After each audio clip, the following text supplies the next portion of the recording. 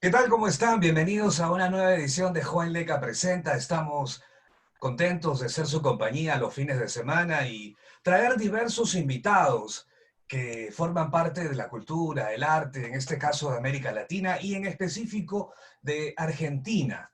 Estamos con Alejandra Malvino, a quien saludamos y ustedes ya la ven en pantallas. ¿Cómo estás, Alejandra? Bienvenida. Hola, ¿qué tal, Juan? ¿Cómo estás? Bien, es Mucho grato gusto. pues tenerte en el programa y les cuento que ella es una soprano que tiene mucha trayectoria y justamente estará compartiéndonos sus experiencias, inicios, presentaciones que ha tenido a lo largo de su carrera. Cuéntanos, Alejandra, ¿cómo empieza en ti esta pasión por el canto, la música, desde pequeña? En casa de repente se escuchaba música clásica, tangos, en fin, cuéntanos, ¿cómo eran tus inicios? Mira, bueno, empecé desde muy chiquita con el amor por la música, pero desde el instrumento de la guitarra clásica, ¿sí? Ah, guitarra, ya, excelente. En mi casa no había, digamos, no había cultura de música más allá de un abuelo materno que he ¿Ya? tenido, que lamentablemente falleció cuando yo era, recién empezaba con el estudio de la guitarra, Ya.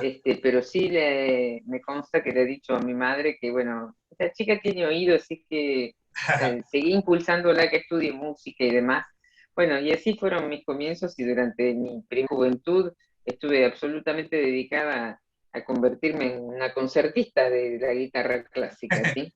Cantando a veces sí en reuniones y demás Claro, cosas de familiares. la música moderna o de la música folclórica de nuestro país, Claro. eso sí, pero como algo lúdico, ¿no? Como una profesión. En el camino de, bueno, una vez terminado mi escuela secundaria, lo que sería el secundario acá, la primera formación, en mi casa me decían, bueno, como nos pasa a muchos, ¿no? O sea, la música no te va a dar para vivir, Eh, hay que elegir una carrera universitaria. Bueno, así surgió una búsqueda que me llevó a conocer la fonoaudiología, que fue previa a mi formación como cantante, digamos, ¿no? O mm, sea, ya. estudié en la universidad y después, bueno, seguía muy firme con estar defendiendo mi querer ser música y de ponerlo a la música como profesión,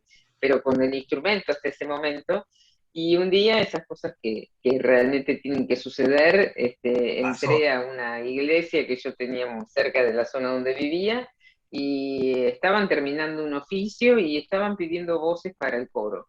Y me anoté, me hicieron una prueba, bueno, me dieron ingreso Ya. y ahí empecé a descubrir bueno, la enorme vocación y esta decisión casi de vida, ¿no? De Claro. golpe es como haber encontrado, digamos, una definición en cuanto a mi expresión musical, que me encontré mucho más identificada y con mucho más placer en cuanto al formarme como cantante Ajá. y a dejar el instrumento de lado, ¿no? Y en ese momento que estaba perfeccionándome con un maestro muy querido que Ah, fue muy inteligente en su consejo al decirme, bueno, cuando yo fui con el planteo de que quería intentar con el canto y dejar un poquito de lado la guitarra, claro. él me dijo, bueno, mientras no dejes de hacer música, probá lo que necesites y sientas que sea tu identidad musical, ¿no? Y bueno, fue así que muy rápidamente una cosa llevó a la otra. Estas colegas que tenía en este coro vocacional de esta parroquia me consiguieron maestro de canto. Mi primer maestro de canto fue quien me dio mis primeras herramientas. Así fue que entré después a una, no pasantía, no, a una, pedían refuerzos para un coro que existía en ese momento, que era el coro del Instituto del Teatro Ah, Colón, bien. formado por alumnos del Ujú. instituto, pero que iban a hacer el Requiem alemán de Brahms, y bueno, necesitaban refuerzos, y allí fui con apenas 4 meses, 5 meses de estudio, me presenté y bueno, y ahí empecé a hacer mis primeros caminos. Después sí ingresé a hacer la carrera en el Instituto Superior de Arte en Teatro Colón, Ujú. y de Ah, allí me clásico. vino una serie no, o sea, siempre digo que soy muy afortunada. Hasta ahora más o menos ya se van a cumplir más, casi 30 años de profesión, digamos, y realmente me ha tocado vivir una época, no sé si la más gloriosa de la lírica, pero sí una época que al menos aquí en Argentina yo pude hacer un tránsito de crecimiento, ¿no? En todos estos años en cuanto a nivel de roles, de compromiso, a pasar Claro, por repertorios varios, ¿no? Al menos hasta que llegó la pandemia, digamos, se fue una continuidad ininterrumpida en mi trabajo, sí. diversas No presentaciones. solamente en el Teatro Colón, sino, digamos, abordando repertorios no solo ópera, sino de sinfónico coral, mucha música de cámara, digamos. Mi registro es el de mezzo soprano y bueno, tenemos un poquito más de ventajas, hay menos mezzos que sopranos en sí, entonces a veces la posibilidad de insertarse laboralmente es un poquito más favorable que en otras cuerdas. Así es. Interesante. Entonces las presentaciones que vinieron dándose, como Carmen, Violanta, ¿no? Y tantas otras que aparecieron, tanto ahí como mencionas en el Teatro Colón y también en el Teatro Argentino de La Plata, que has participado allá en Exacto. la Argentina. ¿Y qué papeles te acuerdas que el primero que protagónico que tuviste o secundario cuando empezaste ya de tu vida profesional en estos teatros? ¿Qué te acuerdas de esa época? Bueno, eran épocas maravillosas. La primera cosita que hice en el de Colón, digamos, todavía estaba haciendo la carrera Ya, como cantante en el instituto y fueron las damas de Turandot, ¿no? ya. Que nos Ah, llamaron a los alumnos a audicionar. Después, una de las primeras cosas que hizo fue la novena de Beethoven ya. y el Hada de la Arena de Hansel y Gretel en una acción que se hacía infantil los domingos Sí, a la mañana, a través del ciclo Conex, ¿no? De Vamos a la Ópera, que fue un ciclo muy interesante, que era constante de todos los domingos y realmente el teatro se llenaba de infantes, ¿no? Y en ese momento, hablando de los 99 por allí, había como digamos, antes de debutar los grandes roles en el Colón, era como que primero se hacía el paso por el Argentino de La Plata, era como ya, ya. el primer lugar de debut para luego pasar a la sala más importante. Y bueno, una de las primeras cosas que hice fue la Medium de Giancarlo Menotti, Ya. y Carmen, ¿no? Ya es Que clásico, Carmen. había sido un gran objetivo apenas yo empecé a estudiar, digamos, era como, yo no sabía ni qué registro era ni nada, pero es como haber escuchado tanto Carmen como Sansón Lila, era como sentir una cuestión de identidad que yo no sabía si era mi vocalidad la que iba a ser afina a esos roles, pero había una identidad en cuanto al tipo de desafío del personaje, de un montón de cosas, desde lo vocal y teatral, ¿no? Correcto. Luego veo que has tenido presentaciones fuera de la Argentina, en Chile, en Uruguay. ¿Qué tal recibimiento de la gente de estos países que están cerca y que Oh, llevaste tu arte? siempre, ¿Qué tal el aplauso, el mira, cariño? Porque siempre cada presentación es diferente, pues, en el Colón, el Monumental. absolutamente, mira, de Latinoamérica creo que me falta estar en tu país. Tienes que En venir. todos los demás he estado, gracias a Dios, en Ecuador, Colombia, en Venezuela, en Brasil, en Uruguay, en Chile. En una oportunidad estuvimos en Francia con la ópera de cámara del Teatro Colón.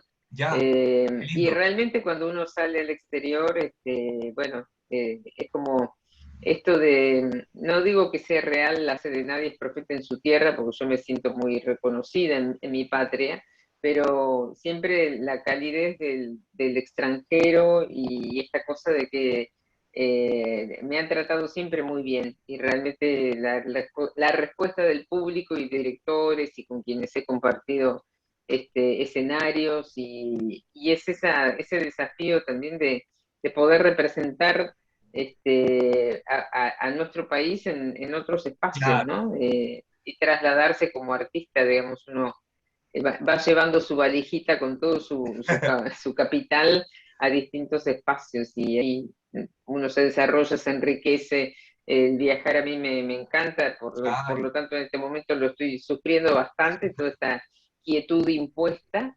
pero bueno, he tenido la fortuna de conocer gente y lugares maravillosos que si no hubiera sido a través de la profesión, quizás no sé si hubiera tenido la posibilidad de acercarme hasta allí, sí.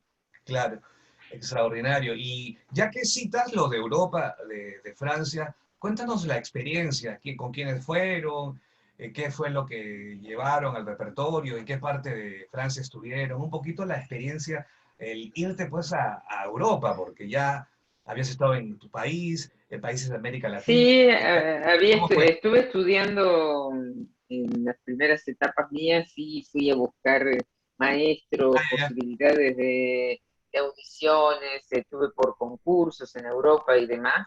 Ajá. Pero bueno, como digo, me tocó una época del Teatro Colón donde había una actividad había mucha actividad, entonces bueno, Bastante actividad pude para, ¿no? hacer Ujú, claro, sí, pude hacer un camino, una carrera así es. como te decía, digamos, ininterrumpida durante estos 27 años de trabajo, ¿no? Ajá. Pero cuando fuimos justamente a Francia fue a través de una de las partes que compone el Teatro Colón, que es la ópera de cámara, que en ese momento la ópera de cámara tuvo sus idas y vueltas también en la constitución del teatro, Ya. y en ese momento hacía un par de años que veníamos haciendo cosas y títulos muy interesantes y fuimos a la Ópera Comique de Ah, París con el título El Emperador de la Antiguedad de Ullmann. Una obra también muy fuerte, no sé si decir actual, pero sí muy reflejando toda la problemática del nazismo, etcétera, algo etcétera, más muy contemporáneo. profunda. Ujú, Sí, más contemporánea, pero muy profunda, ok. muy interesante. Y realmente también hemos ido en equipo desde Argentina y fue una experiencia altamente valiosa, muy linda. Qué buena experiencia entonces el estar en Europa y luego de haber tenido audiciones y más, pero por el trabajo que había pues en el Teatro Colón te seguía llenando y llenando y ya no podías, ¿no? Sí, pues. Sí, la verdad, fue una decisión de vida. En un momento yo estando en Europa tenía la posibilidad de quedarme, pero aquí ya yo tenía contratos y bueno, más allá de cuestiones de familia, etcétera, fue como tomar la decisión de volver y bueno, como digo, tuve la fortuna de poder tener una continuidad y poder abordar un montón de cosas, ¿no? Hay muchas otras que todavía me quedan ganas de hacer, Claro, pero he podido cantar mucho y de todo tipo de roles, ¿no? O sea, mucha música también, estrenos, música un poco más contemporánea, obviamente siempre dando gracias a la formación recibida de mis maestros, especialmente de mi maestra Aida Fileni, que ya no está en este plano, pero que ha sido claro, tu mentora, así un es, tal absoluto en mi construcción vocal y claro. en mi descubrimiento vocal, ¿no? Ya que hoy día a mí también me gusta la docencia y la estoy ejerciendo y creo que poder ser guía para otros, para poder encontrarse con su instrumento, un instrumento tan valioso y maravilloso que habita en nuestro cuerpo, es algo de mucho compromiso y muy fantástico, ¿no? Claro, el compromiso que había contigo para seguir descubriendo y tu talento explotarlo pues al máximo en el Colón y en otros teatros del mundo. En el Teatro Colón también que se respira pues un ambiente de cultura, tantos personajes, obras de teatro, zarzuelas y tanto que ha pasado por ahí, además de esa acústica tan particular que tiene el Colón Única, que te llena, pues, sí, si escuchas la voz del tenor, de la soprano, o sea, el ambiente te sientes bien lleno sí. de energía y todo lo que transmite el Colón, y aparte que es un semillero de músicos, de intérpretes, con su instituto, y todo lo que encierra el Colón a la hora de mencionarlo, entonces por eso que no podías dejarlo ahí y al haber tenido las presentaciones, ¿no? Algo No, y emblemático de las mira, regiones.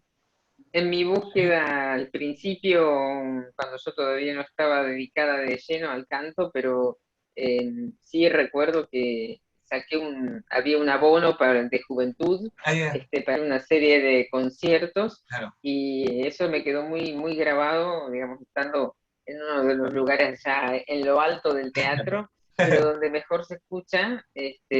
Había una función de una agrupación alemana que estaban haciendo la Pasión según San Mateo de Bach, Ya, de Bach. y Ujú. bueno, me acuerdo perfectamente, era un sábado a la tardecita, porque el abono era, ponerle como cosa que se hacía entre las 6 y las 7 de la tarde, 6 y 8 de la noche, y realmente la sensación fue así como decir, yo quiero estar allí, Claro. yo quiero hacer eso, yo quiero formar parte de eso. Y bueno, como digo, en ese momento todavía no estaba formada, pero bueno, fueron cosas que fueron dando como respuesta a esta inquietud y a esta cosa que uno puede a veces llegar a decir de formas tan impensadas, ¿no? O Claro. sea, cuál es la verdadera vocación de uno realmente. Interesante. Y ya en estos últimos años, 2018, veo que participaste cantando El Amor Brujo, ¿no? Junto a la Orquesta Filarmónica de Montevideo. ¿Y qué tal? Sí, ¿Cómo fue esta experiencia? hermosa, hermosa, digamos, dirigida por Isabel Costes, una maestra Ujú. de zona de España, y bueno, a Ligia Amadío, que ha sido otra maestra maravillosa que tuve oportunidad de conocer en su momento cuando vino a dirigirnos en la Ópera de Cámara del Teatro Colón. Actualmente ella está al frente de la dirección de la orquesta de Montevideo, del Teatro Solís, y realmente, bueno, es una obra fantástica también, o sea, de mucha fuerza, de mucha polenta, y fueron en dos oportunidades que hicimos El Amor Brujo, allá, ¿no? En Uruguay, habiendo estado antes haciendo Butterfly, y también se hizo Rigoletto. Esas fueron mis intervenciones Las últimas. en el país uruguayo, sí, sí, Qué lindo, ¿no? 2018, 2019, la última, ya Rigoletto. Qué lindo y exacto. qué bonita experiencia. Y también los lazos de estrecha amistad, de hermanos entre Argentina y Uruguay, que los une pues, el arte, la música, el tango, que están unidos. Sí, un montón de expresiones, hasta el Sí, mismo candombe de ellos, o sea, son todas expresiones musicales que se comparten, se transmiten. No, yo digo que la música no tiene fronteras, digamos, no eh, se borran los límites de los países y de las provincias o de los estados que nos componen y nos unimos en una misma voz, ¿no? Y un poco también eso es lo que está sucediendo hoy día con esta situación, donde por ahí estamos muy limitados a la presencialidad, o sea, estamos limitados en la presencialidad, pero estamos muy conectados desde la virtualidad, y eso nos permite llegar y comunicarnos hasta con personas y con situaciones y con colegas que quizás de otra manera hubiera sido muy difícil, ¿no?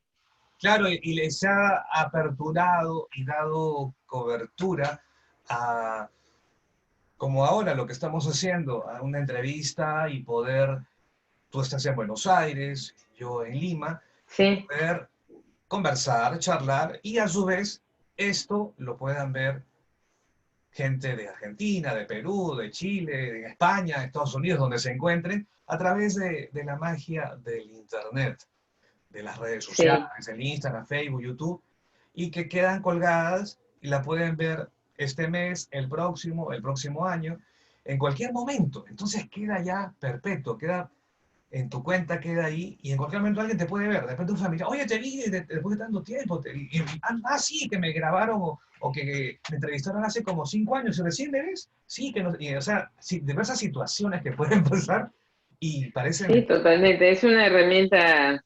Es una herramienta muy, muy valiosa.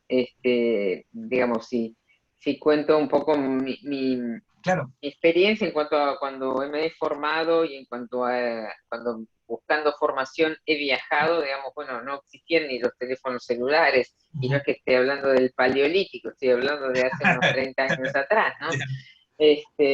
Pero bueno, nada, todo es un avance tecnológico que viene a pasos agigantados, nos permite esto, ¿no? El borrar fronteras, el poder tener perpetuidad, el poder comunicar mejor lo que uno puede saber, lo que uno sabe hacer a través de distintas vías cibernéticas, pero lo que no tiene sustitución alguna es la presencialidad en Definitivamente. los eventos, ¿no?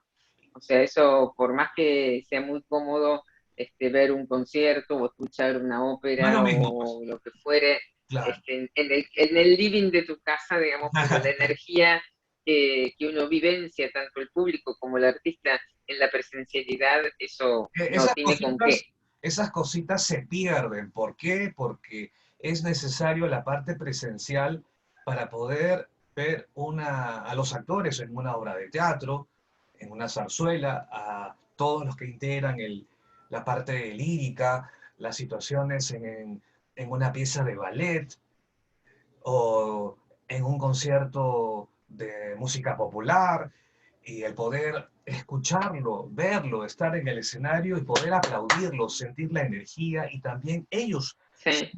sientan que los estamos viendo, y sientan que todas las situaciones que van pasando. Eso, No Luis, sé, no tiene sustitución. O así es. sea, por más que uno pueda y quiera trascender la pantalla, digamos, desde la energía, Claro, desde poner todo de uno, pero realmente eso es un hecho vivo, ¿no? O sea, lo que se dice el vivo, el estar en vivo, eso claro. realmente se extraña mucho. Desde junio del año pasado tengo entendido que eres la presidenta de Clara, Cantantes Líricos Asociados a la Sí. República Argentina. Cuéntanos cómo se dio esta oportunidad y qué vienen haciendo en Clara desde esa época que ya tienes un año y pico ya.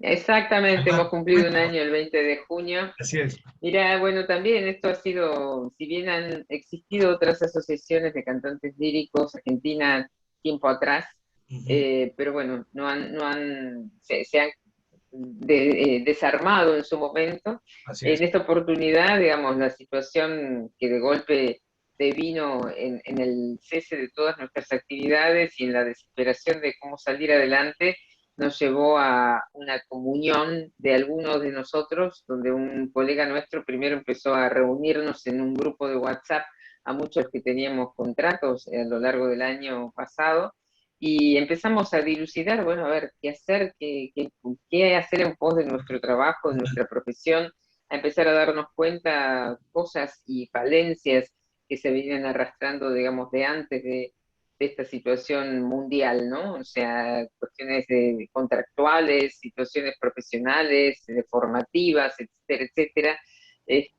Y bueno, nos pusimos a trabajar duro y parejo. Primero éramos un grupo de cantantes líricos autoconvocados, así figurábamos en las redes, hasta que decidimos constituirnos como asociación, siguiendo el consejo de muchos otros que también están en la música y que o sea, nos aconsejaban que la mejor forma de poder hacer más fuerza y hacer más presente no solo nuestros reclamos, sino nuestra existencia, ¿no? Era estando unidos. Y creo que, bueno, en eso estamos trabajando y estamos descubriendo y sorprendiéndonos con un montón de cosas en este afán de borrar distancias, ¿no? Y de poder escuchar y conocer que hay tanta cantidad de talentos y Eh, de artistas en Siguen potencia a lo saliendo, largo del claro, país, ¿sí? así es. Siguen Y apareciendo. poder llegar, ¿sí? Siguen apareciendo talentos, están ahí, y aparece una nueva generación. Sí, sí, sí. Hay muchísimo talento, hay miles de cantantes líricos esparcidos a lo largo de la Argentina, entendiendo que hasta ahora, digamos, siempre el punto de llegada para poder desarrollar una carrera siempre era mirar Buenos Aires, la capital federal, el Teatro Colón, etcétera.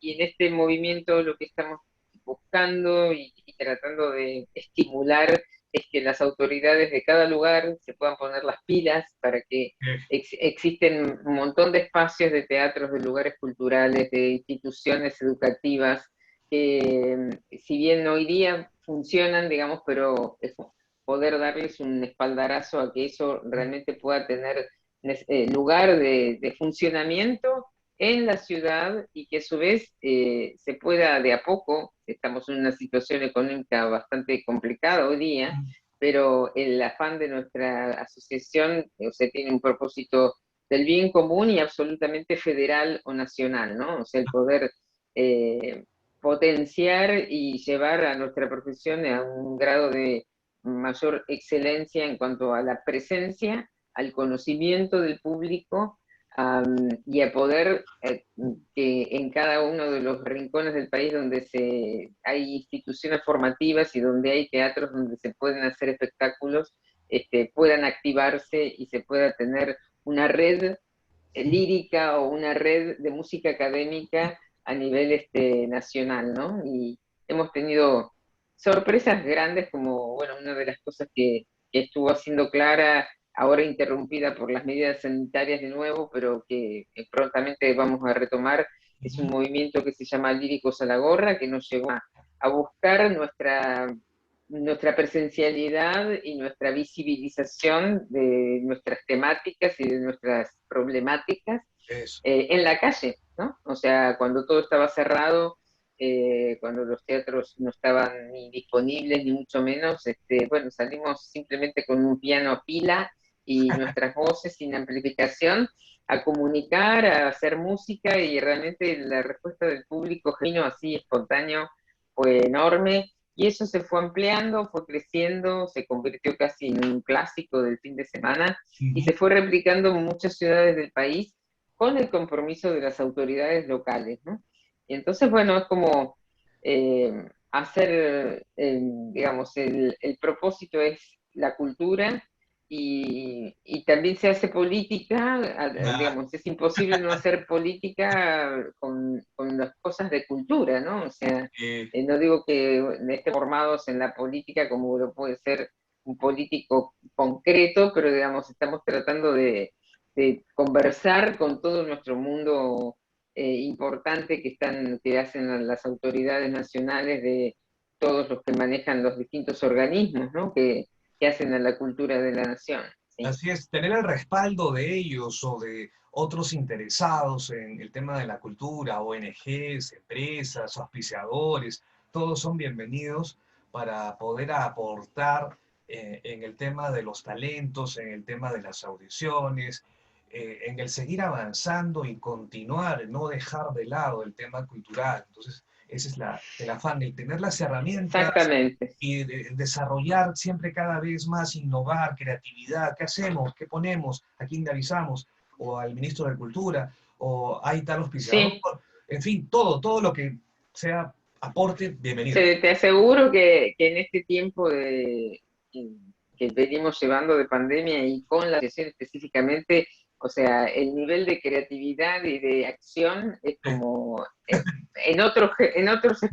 de otra manera, digamos, pero es como que hemos descubierto un montón de virtudes que tienen un montón de colegas que me acompañan en este camino, que desconocíamos, ¿no? Porque es como que Claro, uno apela a la creatividad al máximo en función de poder llevar adelante este propósito, ¿sí? Y alzando las voces del país, a veces cantando y a veces hablando mucho para tratar de buscar una vuelta a la existencia de este género a nivel mundial, ¿no? O sea, eso. porque creo que esto no solamente nos toca quizás más de lleno o más en forma más difícil a todos los países de Latinoamérica, pero creo que esto nos ha puesto en una igualdad de dificultad y de luchas, porque al estar en contacto con otras asociaciones europeas y demás, digamos, es como que nos puso a todos en un mismo nivel, Sí, sea en Alemania, sea en Argentina, en Perú o en Italia, donde digamos. Es estés. como, sí, Porque sí, sí, sí, igual el sí, tema de la pandemia, el confinamiento, nos afectó a todos como seres humanos. No importaba No absolutamente. importaba el tema cultural, económico, no. Cualquier nación, todos fuimos afectados y es un tema bastante delicado. Ahí se dan cuenta todos Muy delicado. de salud, de toda la salubridad en cada nación. En fin. Alejandra, ¿qué nos vas a interpretar? ¿Me vas a traer algo para compartir con la teleaudiencia? Los minutos finales. Bueno, a interpretar un poquito a capela, Sí, porque sí, claro. es lo que podemos mostrar un poquitito, ¿te parece bien? Un poco de Carmen. Ya, perfecto. Entonces vamos a escuchar a nuestra invitada hoy, la mezzosoprano Alejandra Malvino, quien ha tenido la gentileza de compartir un poco sobre ella, lo que viene haciendo, el manejo de Clara y sus inicios y más, y para traernos este clásico de la zarzuela Carmen. Entonces, en la voz de la mezzosoprano Alejandra Malvino. De Aquí, de la ópera Carmen voy a hacer un pedacito de La Habanera, ¿sí? ah, la habanera, ya, ok. Ese pedacito. Vamos, cuando quieras.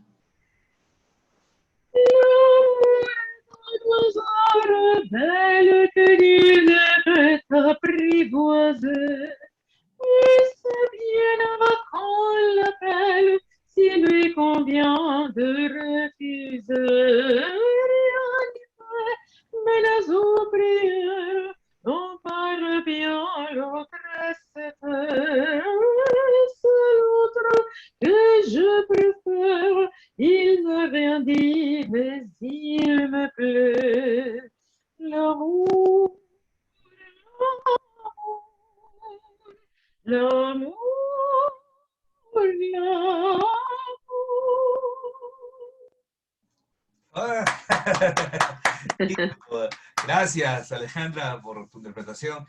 Y el público que está siguiendo la entrevista, ¿cómo puede comunicarse contigo, estar al tanto de tus redes sociales, lo que vienes haciendo en Clara y mucho más, presentaciones en el Colón y otros teatros que van a venir próximamente ya en el 2022? Ojalá, ¿Cómo, ojalá. cómo se comunica contigo? Y ojalá que te tengamos acá en Lima, en el Gran Teatro Nacional, en el Ojalá, Virtual. me Han encantaría pasado, poder estar, sí. han pasado muchas Bueno, sopranos, tenores de Argentina, tienes que estar tú también por acá, pues. Así que, ya llegaremos, si Dios quiere.